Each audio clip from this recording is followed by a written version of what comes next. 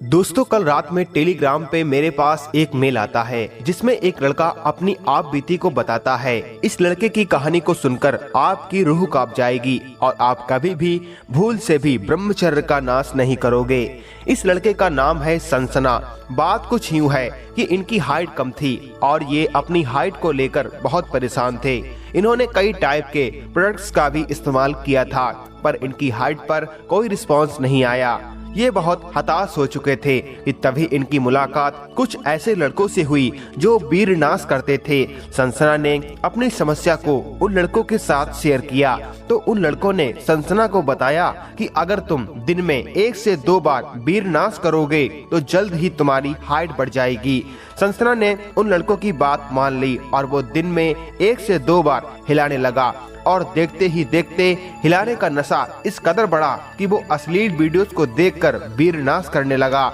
जैसे जैसे समय आगे बढ़ा, वीरनाश के दुष्परिणाम सनसना को अपनी बॉडी में फील होने लगे। एक बार सनसना की मां ने सनसना को बाजार में कुछ काम से भेजा। बाजार में पहुंचकर सनसना मां के बताए हुए काम निपटा ही रहा था कि अचानक से उसे चक्कर आने लगे और देखते ही देखते उसकी आंखों के सामने काला अंधकार सा छा गया।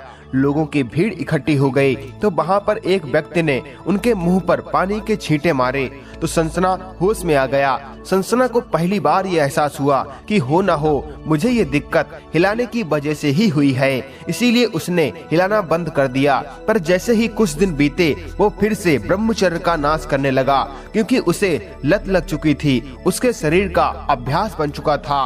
हाइट बढ़ाने के चक्कर में वो अपने ही हाथों अपने शरीर का नाश करता चला गया। जैसे दीमक मजबूत से मजबूत लकड़ी को अंदर से खोखला कर देता है, वैसे ही सनसना भी दीमक की तरह अपने शरीर का नाश करता चला गया।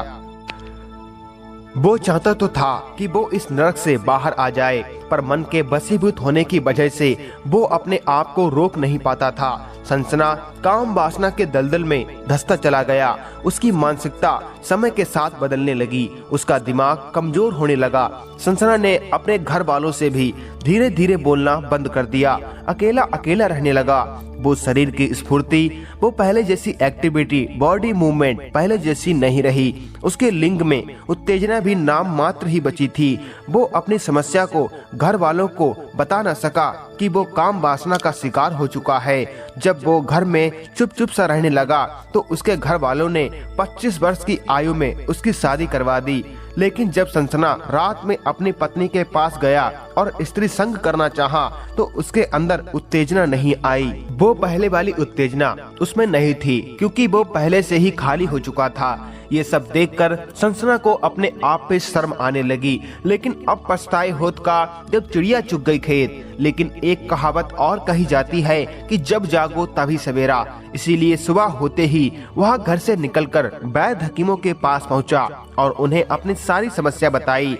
उसकी कहानी सुनकर हकीम ने चूरन चटनी पकड़ा के 5000 रुपए ले लिए। सनसना को लगा कि उसे संजीवनी बूटी मिल गई है, अब मैं ठीक हो जाऊंगा। लेकिन अफसोस, उस बूटी से उसे कोई आराम नहीं मिला। इस तरह वो 5 महीने तक वैद्य और हकीमों के चक्कर काटता रहा और पैसों को पानी की तरह बहाता रहा। वो अपने जीवन से हताश हो चुका था और एक दिन सनसना हताश होकर हनुमान जी के मंदिर के पास जाके बैठ गया कि तभी अचानक मंदिर के पुजारी सनसना के पास आए। पुजारी जी ने सनसना की उदासी का उससे कारण पूछा। सनसना ने अपनी पूरी कहानी कह सुनाई। यह सब सुनकर पुजारी जी बोले कि बेटा, ब्रह्मचर्यम परम बलम। पुजारी जी ने सनसना को बताया कि तुम्हारे इस दुर्बल शरीर को सिर्फ ब्रह्मचर्य की औषधि ही ठीक कर सकती है, इसीलिए कम से कम तुम 2 साल तक अखंड ब्रह्मचर्य का पालन करो।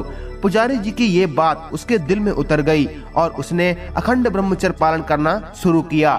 लेकिन वो 10-15 दिन से ज्यादा टिक नहीं पाता था। लेकिन वो कहावत है ना कि कोशिश करने वाले की कभी हार नहीं होती। सनसना भी कोशिश करता रहा और उसे एक दिन सफलता मिल गई। अब सनसना बिल्कुल ठीक है और स्वस्थ शरीर के साथ अपना जीवन बिता रहा है। इस कहानी से हमें ये शिक्षा मिलती है कि अगर जीवन में कुछ पाना चाहते हो, निरोग शरीर चाहते हो, जीवन सुखमय चाहते हो, तो हमें हर हालत में ब्रह्मचर्य का पालन करना ही होगा और हमें भूल से भी गलत संगत में नहीं फंसना है। ये बात आप हमेशा ध्यान रखें, नहीं तो आपका जीवन बर्बाद हो जाएगा।